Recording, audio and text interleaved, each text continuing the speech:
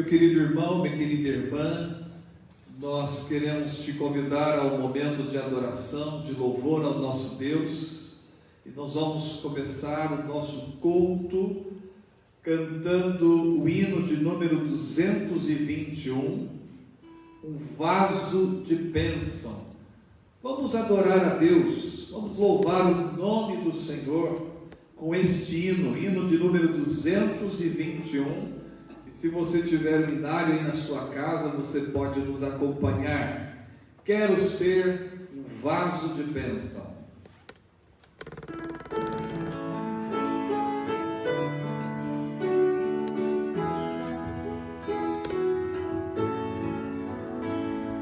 Quero ser um vaso de bênção, sim, um vaso escolhido de Deus, para as novas levar aos perdidos, boas novas que vêm lá do céu.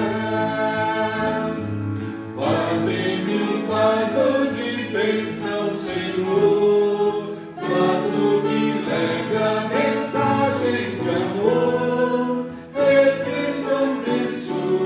e ao teu serviço eu me consagro, bendito Senhor. Quero ser um vaso de bênção para todos os dias fazer os culpados que vivem nas trevas o perdão de Jesus conhecer. Bênção, Senhor, vaso que leva a mensagem de amor, eis-me submisso, e ao teu serviço eu me consagro, bendito Senhor. Quero ser um vaso de bênção, sim, um vaso de bênção sem par, anunciando que os crentes em Cristo, jubilosos nos céus vão entrar. Faze-me um vaso de bênção, Senhor, vaso que leve a mensagem de amor, eis-me submisso, e ao teu serviço eu me consagro, bendito Senhor. Para ser um vaso de bênção, é mistério uma vida real, uma vida de fé e pureza, revestida de amor divinal.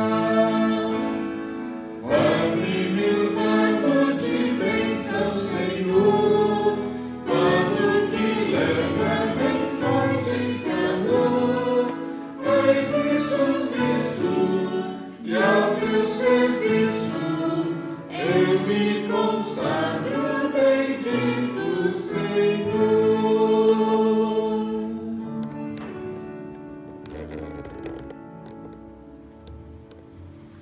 Nós vamos orar nesse momento e queremos também te convidar à oração, a curvar sua fronte, a fechar seus olhos, para o momento de nós conversarmos, de nós elevarmos a Deus o nosso coração, o nosso pensamento, a nossa alma.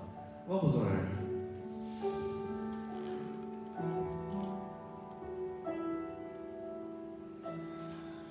Ó Deus, nós te damos graças pela bênção de poder cantar, de louvar, ainda que não podendo aqui na igreja nos juntar com os nossos irmãos, mas nós vivemos num país onde é permitido a adoração ao Senhor.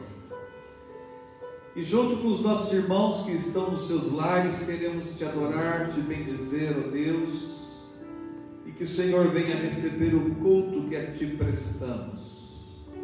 Que seja do agrado do teu coração, ó Deus, e que sirva também para o nosso crescimento espiritual, abençoando aqueles que nos acompanham pela internet, ó Deus, e que acima de tudo, o Teu nome seja glorificado. Tu és o nosso Deus, o nosso Senhor, o nosso Criador, e ao Senhor seja toda a honra, toda a glória, pelos séculos dos séculos. Nós oramos, querido Deus, em o nome de nosso Senhor Jesus Cristo. Amém e amém. Nós vamos cantar mais um cântico em adoração ao nosso Deus e gostaríamos que você nos acompanhasse nesse momento. Grandes são as tuas obras.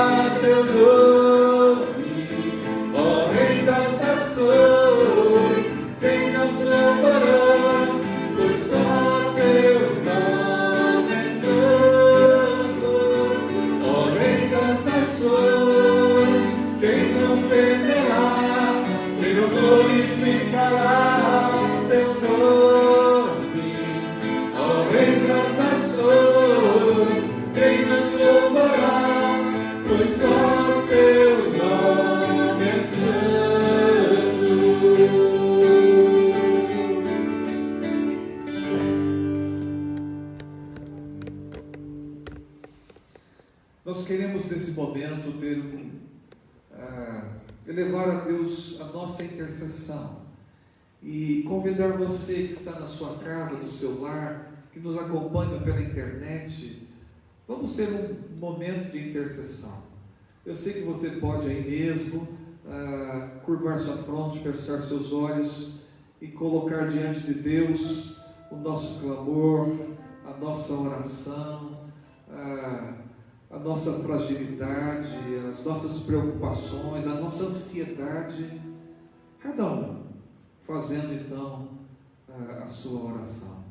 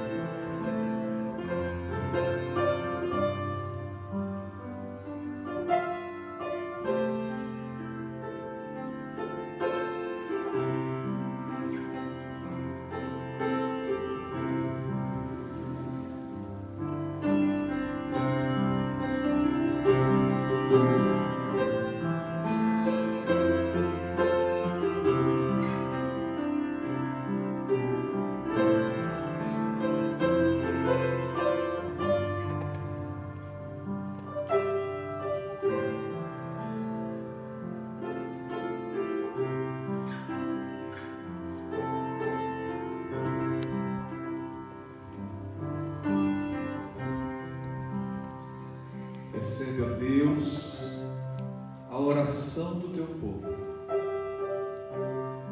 Que o clamor que o teu povo levanta nesta hora chegue até o teu trono de graça, em nome e por amor de Jesus. Amém, Senhor. Amém. Mais um cântico? Nós vamos cantar mais um cântico em louvor e adoração a Deus. Queremos te convidar a louvar, a cantar junto conosco. Não tenha sobre ti.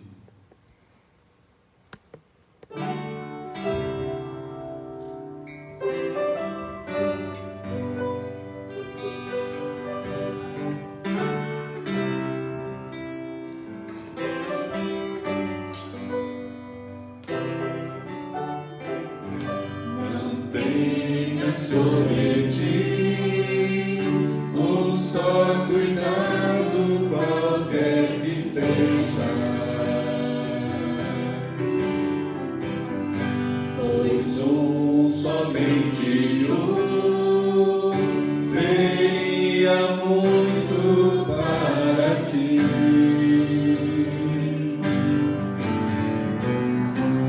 É meu somente meu todo trabalho, e o teu trabalho é descansar em mim. É meu somente meu todo trabalho, e o teu trabalho é descansar em mim.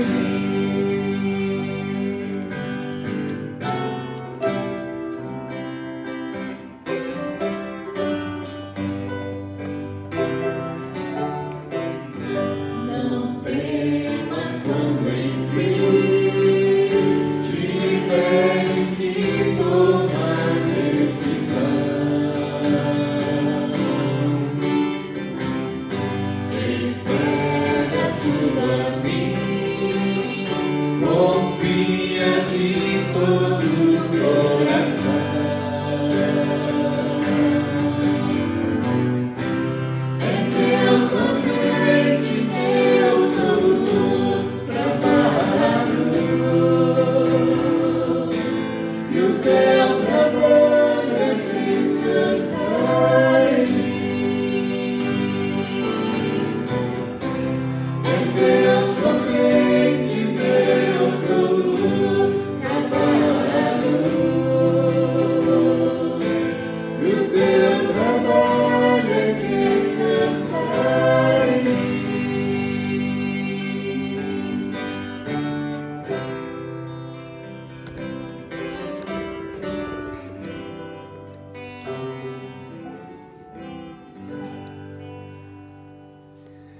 Amém. Nós vamos nesse momento refletir na palavra de Deus. Queremos convidá-lo à leitura da santa e bendita palavra que se encontra no livro de Atos dos Apóstolos, capítulo de número 9, o versículo de número 31. Atos dos Apóstolos, capítulo de número 9, o versículo de número 31.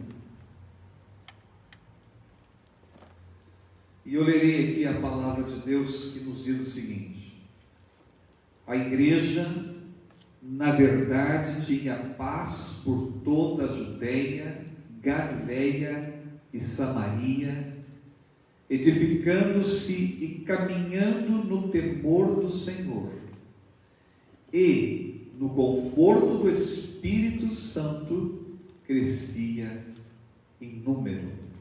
Eu quero destacar essa frase aqui: caminhando no temor do Senhor. Meus queridos irmãos, o livro de Atos dos Apóstolos, que conta aqui a história da igreja, desde o primeiro capítulo até o capítulo de número 9, são capítulos relacionados a igreja em Jerusalém. E embora nós não tenhamos tantas informações assim, no entanto podemos perceber que lá havia uma forte igreja, porque com o derramamento do Espírito Santo em Atos dos Apóstolos, o Espírito Santo que nos invade, que nos ilumina, que dá uma direção na nossa vida, que nos encaminha até a Cristo, naquele derramamento de 120 pessoas subiu ao número de 3.000 pessoas. E depois, mais à frente, esse número chegou a 5.000 pessoas. Portanto, num cálculo bastante modesto, a gente percebe um número considerável, ou seja, um crescimento significativo e exponencial. Pois bem, mas também com o crescimento da igreja também vieram as tribulações, as perseguições religiosas, as dores, o sofrimento e as dificuldades. E quando você olha lá para o capítulo de número 4, você tem Pedro e João, que são líderes em evidência, apóstolos, eles são presos. Quando você chega no capítulo de número 5, você tem todos os apóstolos que são presos, e diz o texto, diz o capítulo de número 5, que eles são presos e açoitados. Quando você chega no capítulo de número 7, você tem a morte de Estevão, um servo de Deus, mas uma morte em que ele foi brutalmente assassinado. Isso está no capítulo de número 7. Quando você chega no capítulo de número 8, você lê que essa perseguição se levantou uma grande perseguição com relação à igreja em Jerusalém. E ainda no capítulo de número 8, você tem um jovem pelo nome de Saulo, um jovem fanático, e como disse um certo autor, uma espécie de lobo que devorava as suas ovelhas, ou as ovelhas de Cristo. Diz o texto que Saulo assolava a igreja.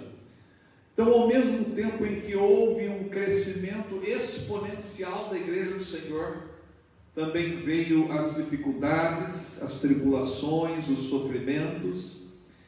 E quando você chega aqui no capítulo 9, o versículo de número 31, de repente, é como se estancasse essa perseguição, e o autor então registra que a igreja tinha paz. Essa expressão tinha paz é um tempo verbal no texto original, que tem uma ação assim linear.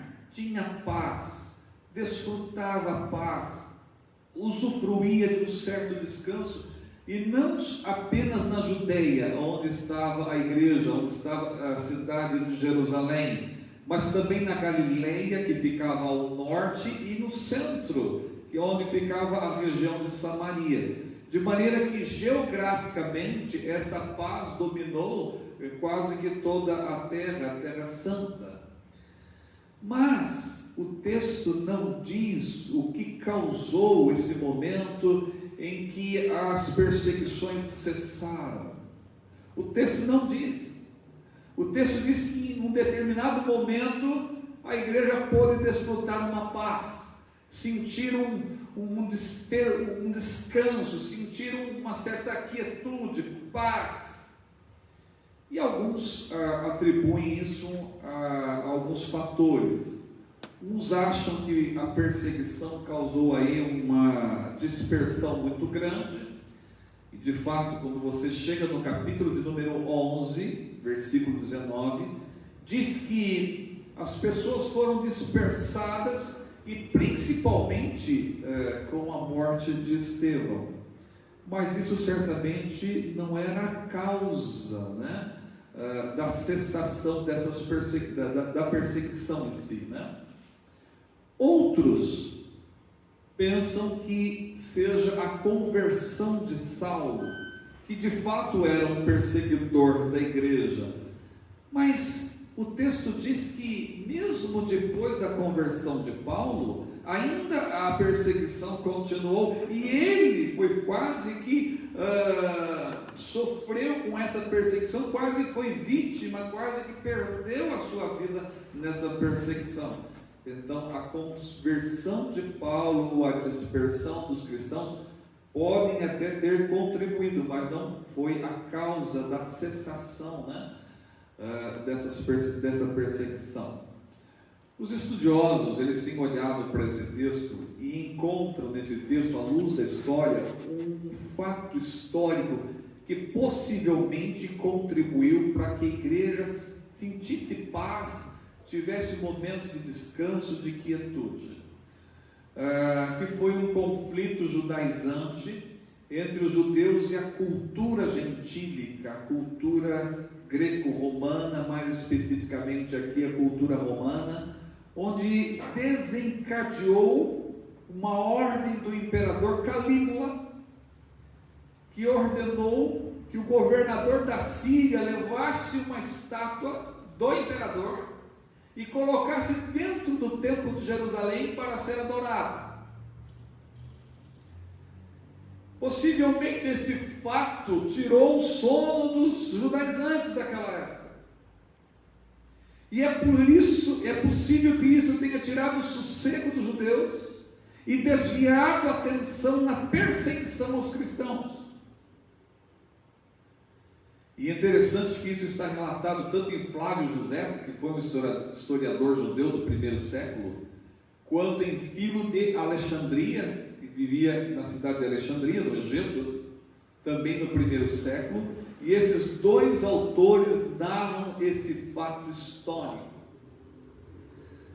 Então, meus queridos, num determinado momento, a igreja então cresceu, houve uma grande perseguição e de repente houve uma paz. A perseguição cessou e a igreja pôde desfrutar de um momento de descanso, de paz, pôde respirar mais aliviada. O texto diz então que edificando-se, mas é curioso que no texto original esse verbo, né, edificar, está na voz passiva, ou seja, então a igreja sendo edificada, né, uma metáfora, né? Então a igreja passa a se reconstruir, a ser refeita, e por causa desse descanso, dessa paz que eles desfrutavam. Agora, vem uma pergunta importante: como eles usaram esse tempo disponível? O que eles fizeram nesse momento em que eles desfrutavam de uma paz e de um descanso importante? E eu creio que essa pergunta é pertinente até para o nosso momento, o momento que nós estamos vivendo. O que é que você está fazendo com o tempo que você está tendo? Como você está desfrutando deste momento? E olhando para esse texto, diz que quando a igreja pode desfrutar dessa paz, em que a perseguição cessa, diz o texto que ela caminha no temor do Senhor. E aqui está o cerne da espiritualidade, da nossa espiritualidade, da espiritualidade da igreja. É caminhar no temor do Senhor, independente das coisas que estejam acontecendo. O texto não diz que quando cessou a perseguição que eles sentiram paz. Eles ficaram preocupados: quando vai começar novamente a perseguição? O que há de acontecer conosco? Não, o texto diz que eles não tiveram esse temor aos homens. Mas o texto diz que quando cessou, e que eles puderam respirar mais aliviadamente, e desfrutar daquele momento de descanso e de paz, eles voltam à vida caminhando no temor ao Senhor. Esse texto é belíssimo, porque tem uma instrução preciosa para as nossas vidas, ou seja, o temor ao Senhor. A igreja deve caminhar no temor ao Senhor, e temer ao Senhor é cuidar em fazer a vontade de Deus. Temer ao Senhor é cumprir os deveres não apenas diante dos homens, mas diante do nosso Deus. Temer ao Senhor é ter o máximo cuidado de não fazer algo que venha a ofender o nome do Senhor. Temer ao Senhor é obedecer aos seus mandamentos. O sábio de Israel já dizia lá na antiguidade, Provérbios capítulo 1, versículo 7, que o temor ao Senhor é o princípio da sabedoria. Uma pessoa é sábia, dá sinais de inteligência, quando ela teme ao Senhor do universo, ao nosso Criador. E o texto diz que, naquele momento, a igreja usou o seu tempo disponível para viver uma vida no temor ao Senhor.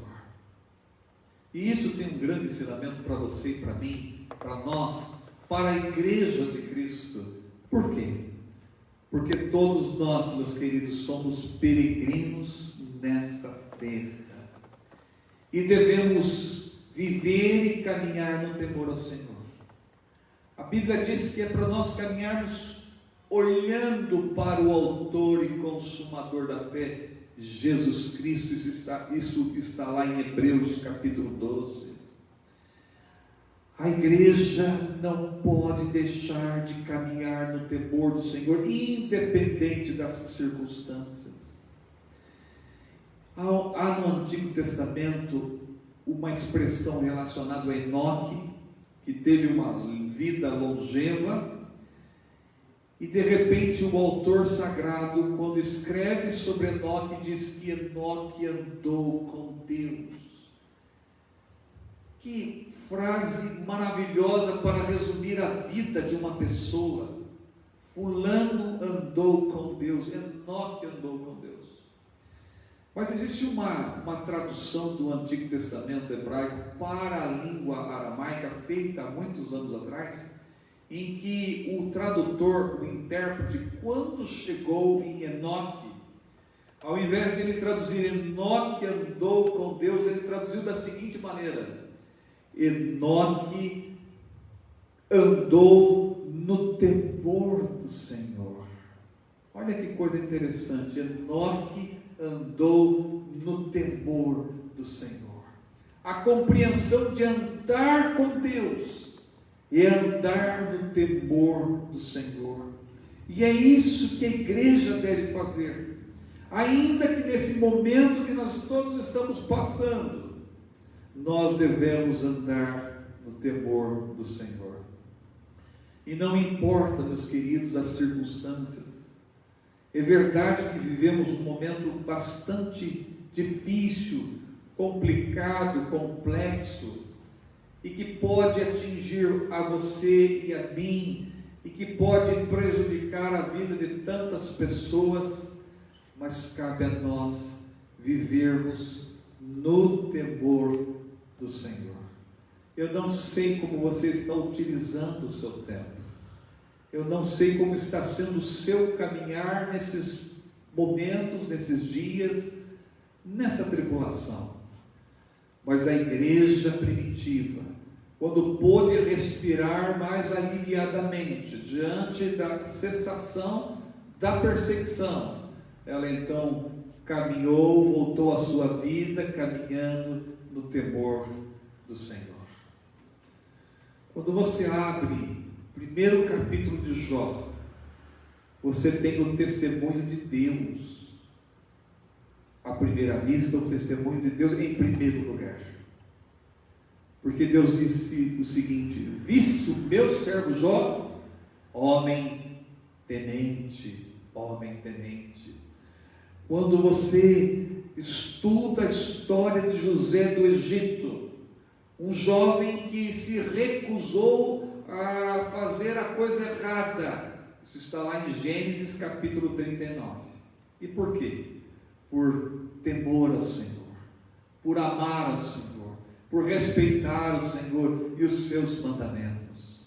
Quando estudamos a história de Daniel e dos amigos de Daniel, eles não se recusaram a cumprir uma ordenança do rei ou uma lei. Na verdade, eles se recusaram a contrariar o Senhor. E isso eles não fizeram. E por quê? Por temor ao Senhor. Nós, como igreja, somos chamados, meus queridos irmãos, a caminhar no temor do Senhor. E uma coisa interessante nesse texto é que, uma vez que nós caminhamos no temor do Senhor, sem dúvida nenhuma há um conforto do Espírito Santo. Veja que está intrinsecamente ligado. Diz o texto: caminhando no temor do Senhor e no conforto do Espírito Santo, cresci em número. A expressão conforto do Espírito Santo está intrinsecamente ligado a esse caminhar. Quando caminhamos no temor do Senhor, sentimos o conforto do Espírito Santo. O Espírito Santo é quem dirige a nossa vida. É Ele quem nos conforta, quem nos consola e quem nos dá a orientação. O Senhor Jesus, em João capítulo 14, Ele disse o seguinte: eu vou e eu enviarei para vocês o Consolador. O Consolador. E é interessante que a etimologia da palavra Consolador no texto original significa aquele que chama ao lado, né? Aquele que fica ao lado, que está ao lado. Por isso que se traduz a palavra como Consolador, o Espírito Santo, que está ao nosso lado, que nos aconselha, que nos conforta, que nos orienta, que nos defende, por isso traduzido como advogado. Quando nós caminhamos no temor do Senhor, nós sentimos o conforto do Espírito Santo. Por isso que no capítulo 5, quando os apóstolos foram presos e açoitados, diz o texto que eles ficaram felizes, satisfeitos, sentiram uma dignidade muito grande. Mas como pode ser isso? E o texto diz: porque eles sofreram por causa do nome do Senhor. Isso significa temor. E nesse mesmo capítulo, o apóstolo Pedro, dizendo às autoridades, diz lá: mais importa obedecer a Deus do que aos homens. Mesmo diante da prisão e dos açoites, mais importa obedecer a Deus que aos homens. Isso chama-se temor. Temor a Deus. E a igreja foi chamada para caminhar no temor do Senhor. Quando nós chegamos em Atos capítulo 16, nós notamos Paulo e Silas, que foram presos, que foram acorrentados, que foram açoitados, e lá na prisão em Filipos, que fica na Macedônia, por volta da meia-noite, eles estavam orando e cantando ao Senhor. Como pode isso?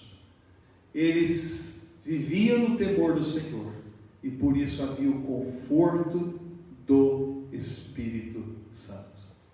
Sei, meus queridos irmãos, que não está sendo nada fácil para muitas pessoas diante desta epidemia, diante desse isolamento. Sabemos que as pessoas estão passando dificuldades, sabemos dos problemas que tem trazido todo esse momento, generalizado, sabemos de tudo isso, mas cabe a nós vivermos no temor do Senhor, vivermos no amor a Deus, no respeito pelo Senhor, porque certamente o Senhor há de cuidar de nós, há de nos consolar e nos confortar através do seu Espírito Santo. E era isso que eu gostaria que você pensasse, refletisse diante desta palavra de Deus. A igreja tinha paz por toda a Judeia, Galileia e Samaria, edificando-se e caminhando no temor do Senhor. E é no consolo do Espírito Santo que ela crescia em número. Que o Senhor nos abençoe em nome de Jesus. Amém. Nós vamos cantar o hino de número 145 e nós convidamos você também a cantar esse hino. Hino de número 145. Vamos cantar em louvor ao nosso Deus, refúgio verdadeiro.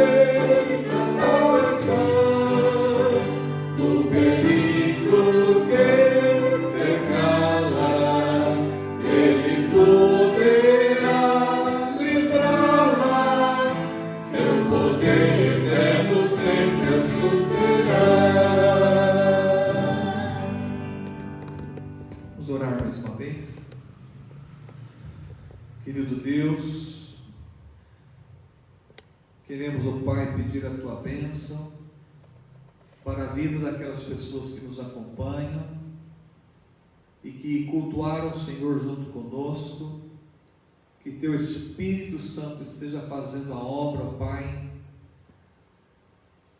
abrindo os nossos corações, a nossa mente, para entender a verdade do Evangelho e sentir, ó Deus, o conforto e o consolo do Espírito Santo. Ajuda-nos, ó Deus, a viver no temor do Senhor, e que a graça de nosso Senhor Jesus Cristo, e o amor de Deus, o eterno Pai, e as consolações do Espírito Santo repousem sobre nós e sobre todo o povo de Deus, e seja assim pelos séculos dos séculos. Amém e amém.